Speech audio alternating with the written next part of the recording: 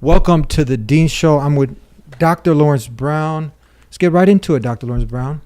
I'm not even going to ask you how you're doing. This is a very crucial question. We don't want to waste any time. But how you doing, anyways?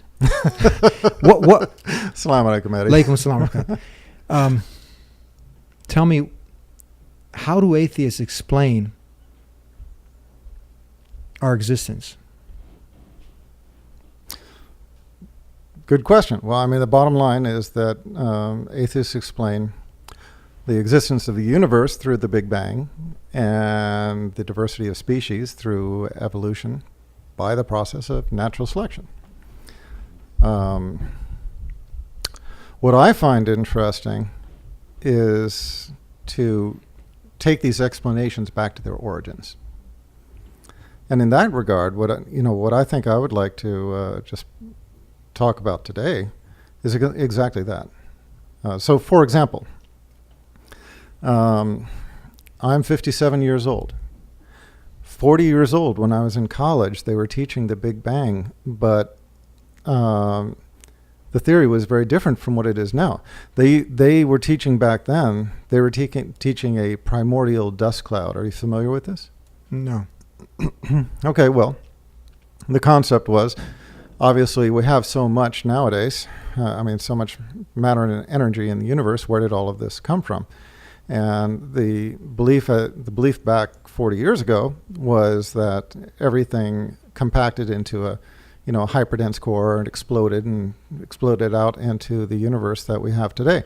But the question was, where did all of that matter and energy come from? So 40 years ago, they believed in a primordial dust cloud, a dust cloud of matter and energy that came together into a hyperdense core and then exploded outwards, like I just described. The question of how it came together, why, what were the forces that caused the explanation, were the unanswered questions, okay? Let me try that again. These were the unanswered questions.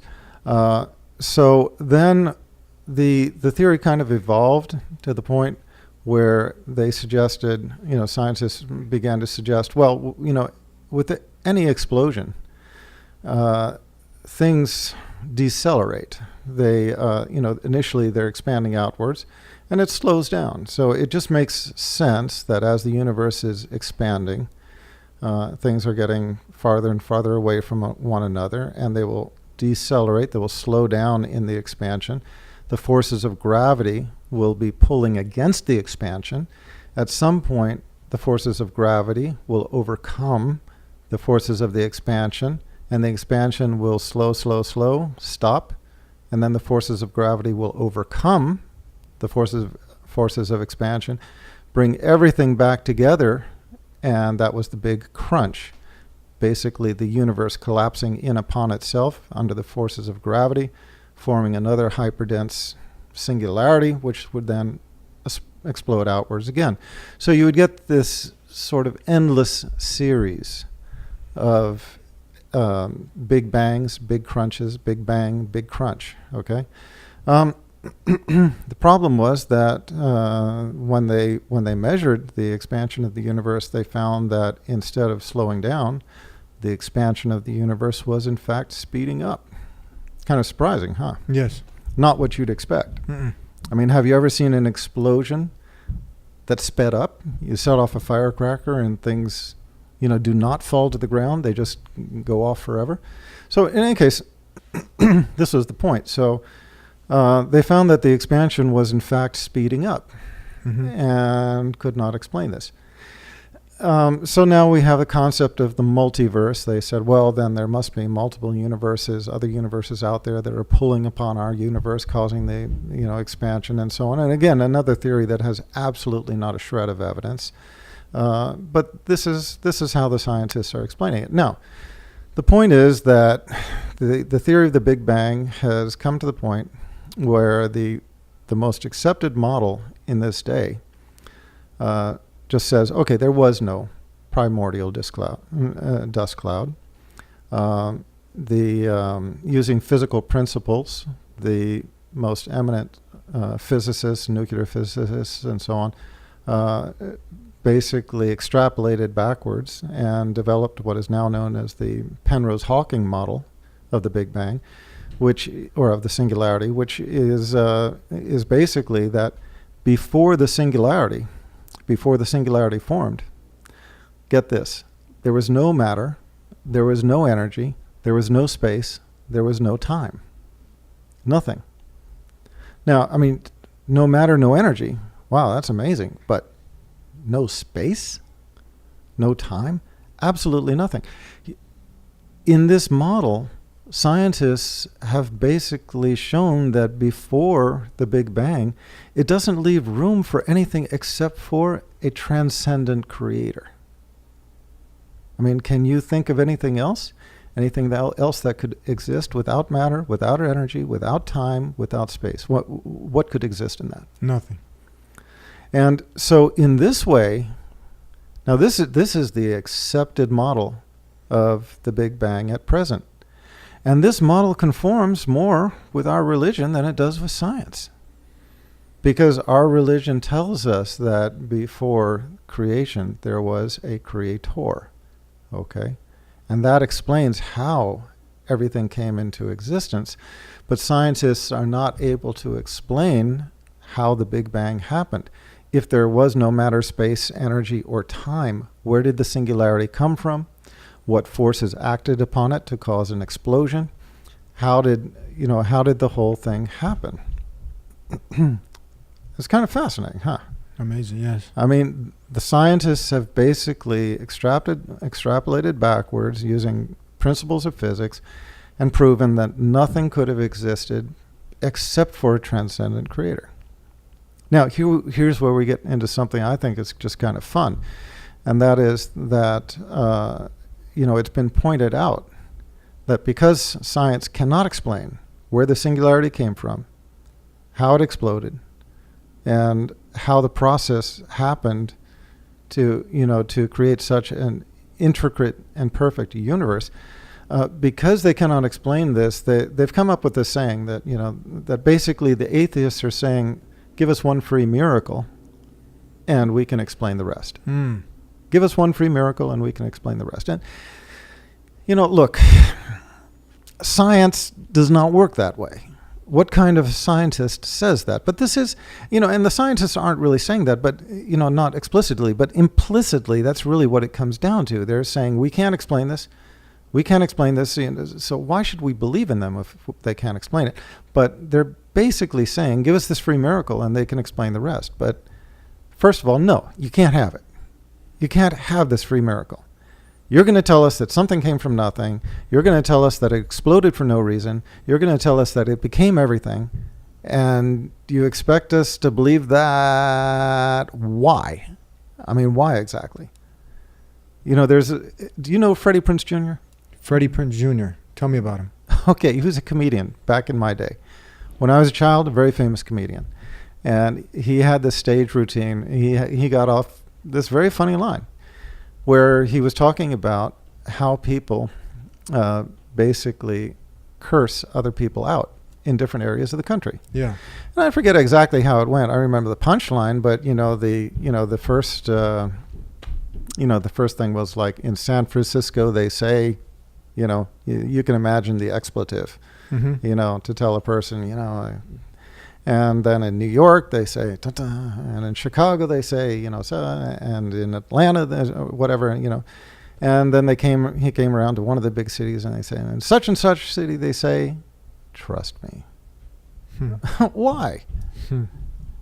Why should we trust you? Why? I mean, just because you're a scientist? You're a scientist who can't explain it. What kind of scientist is that?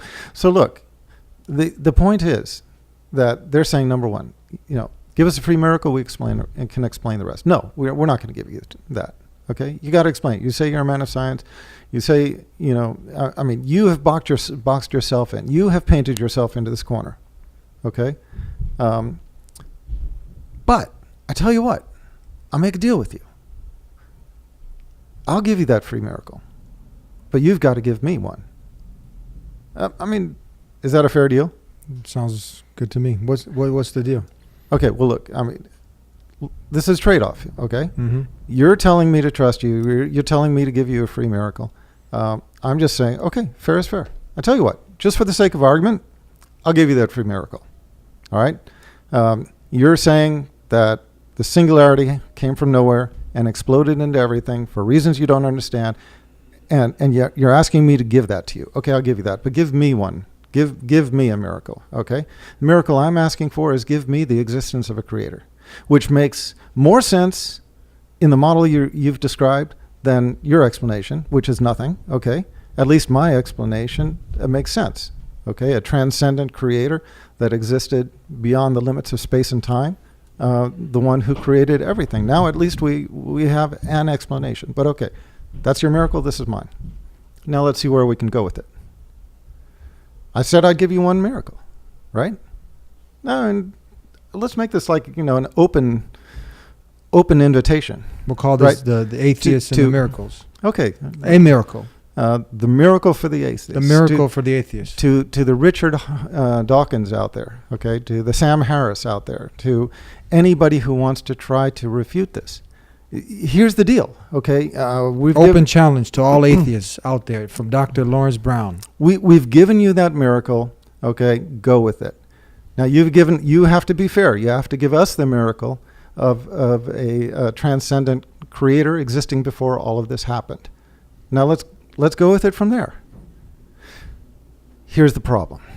For the atheist, they have to explain how the Big Bang violated the first law of thermodynamics, that energy and matter in a closed system cannot be created or destroyed. So you're saying that everything came from nothing? That violates the first law of thermodynamics. So you're needing a second miracle. You're needing a miracle to explain a law of science that you cannot break. Then you need a third miracle, because the concept of the Big Bang violates the second law of thermodynamics, which is that in a closed system, entropy will increase. Entropy, think of entropy as randomness, okay? Things become more random unless an external force exerts control over it. So think of your teenager's bedroom, okay? The sinks, the kitchen sink and the dishes in it, right? A chemical, a chemical process or a complex physical process. All of these things, unless there is an external control over it, unless there's somebody to pick up those clothes in the bedroom, to wash the dishes and put them in order, to control the chemical reaction, to control the complex physical process. Unless there's an external force that is controlling that to establish order, instead it will degenerate into a state of higher entropy, more randomness, okay? And that tends towards chaos.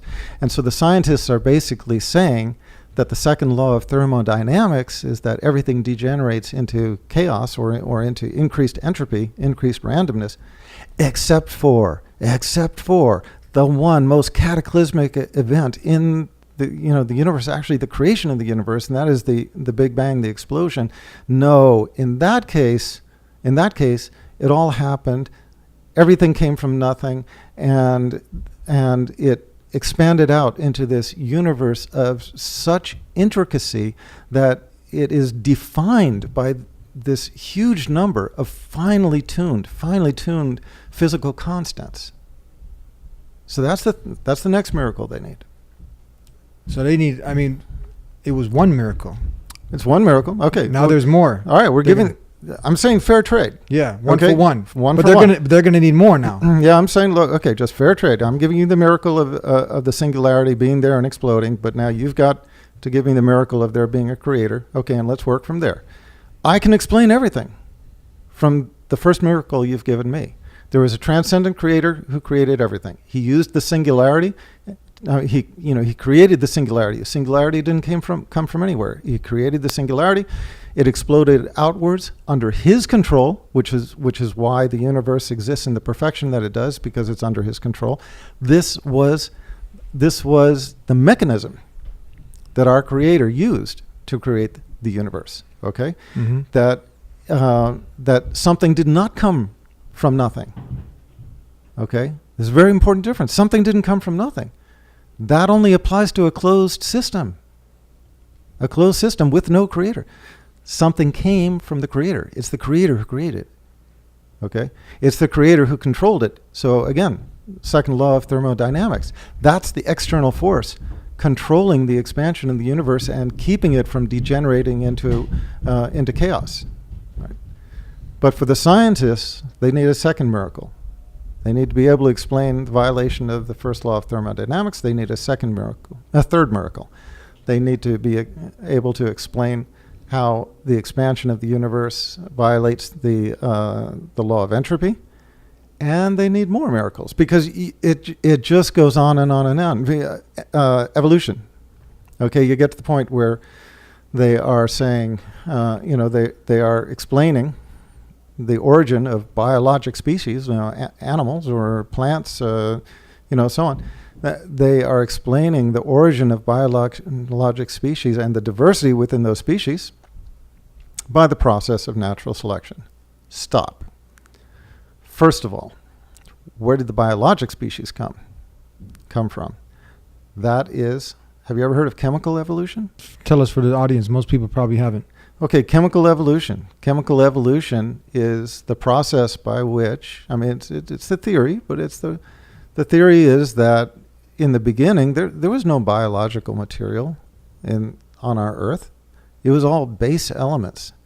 And so the theory of chemical evolution is that these base elements, using through the forces of nature and random events, were able to combine into the building blocks of life, amino acids, which then joined together into proteins, which then folded into functional forms, et cetera, et cetera, et cetera. Now, scientists have basically proven, eminent scientists have basically, drawn this into question because the original experiments that were done by Stanley Miller in Urey's laboratory were flawed. He was using the wrong chemicals. The chemicals that he used did not simulate the chemicals that were in existence in the primordial Earth.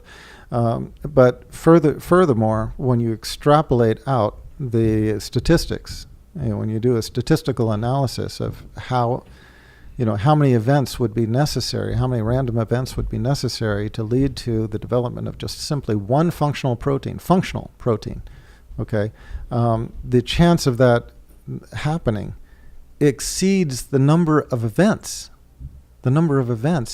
in our universe over time. It's not plausible, okay? So you need another miracle. You need a miracle to explain how base elements developed into functioning biological material. But then you need the biggest miracle, okay? And the biggest miracle is, where does life come from? Even if you accept this process, even if you say, okay, all right, fine, yeah, you combine the different elements, they all bump into one another and under the influence of heat and so on, and so they develop the building blocks and they combine into functional proteins, and a bunch of those proteins get together and form a cell, and so on and so on and so forth. Where did the life come from? Now, we talked about this in the last episode, right? Where did the life come from? This is something that cannot be defined. People die and they cannot be resuscitated. And you have in front of you a completely functioning human body, all right, but a dead one. And sometimes you can bring it back with CPR and sometimes you can't. Why can't you bring that one back? All the organs are working, right? The physiology is there, but you can't bring it back. What is that property of life that we can't capture? We can't put it into a body. We cannot make something live. Like we talked about before, you can Frankenstein together an animal from functioning organs, but you can't make it live. Mm. I told you about this cockatoo, just for the audience from last time. I had this cockatoo that I left for 2 days in the care of another person, and it willed itself to death out of mourning. All right, now 2 days is not enough time to starve to death. It's not enough time to dehydrate. Remember, we're talking about a bird. There are birds that migrate thousands of miles, with minimal eating, minimal drinking, and they make these long, laborious journeys, losing a huge percentage of their body weight and so on and so forth. You're telling me a cockatoo can't survive with food and water in its cage for 2 days. It died out of mourning. You have, animals have the ability to die just from sort of willing themselves to death. And so there you have a biological, material that completely intact, all the organs functioning. Science cannot bring that back to life. So here's where, again, they need the biggest miracle. Life. Mm-hmm. Where did that come from? Okay. So, we've made a deal. Okay. Me and the atheists. This is an open challenge now to all the atheists. I'm just saying this is a challenge. The Sam Harris, to the Sam Harris, to the Richard Dawkins, to the Lawrence Krauss, to anybody out there who wants to just tackle this issue. I'm just saying, I give you that. I don't believe in it.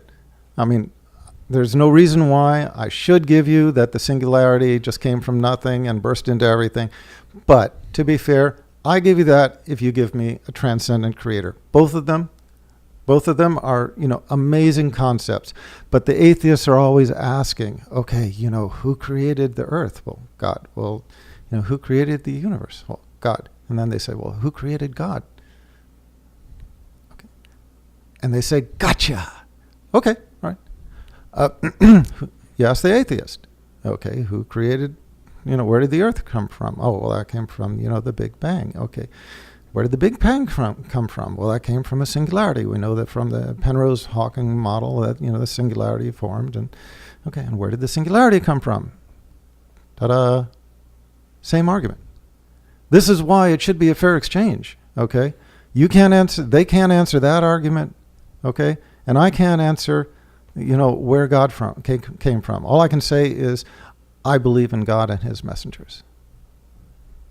All right? And they can say, I believe in the singularity. Okay, fine.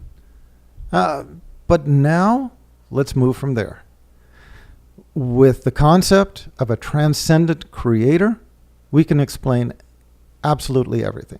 We can explain that he used the Big Bang as a tool for creation of the universe. We can explain the diversity of species. We can explain the property of life within his creation.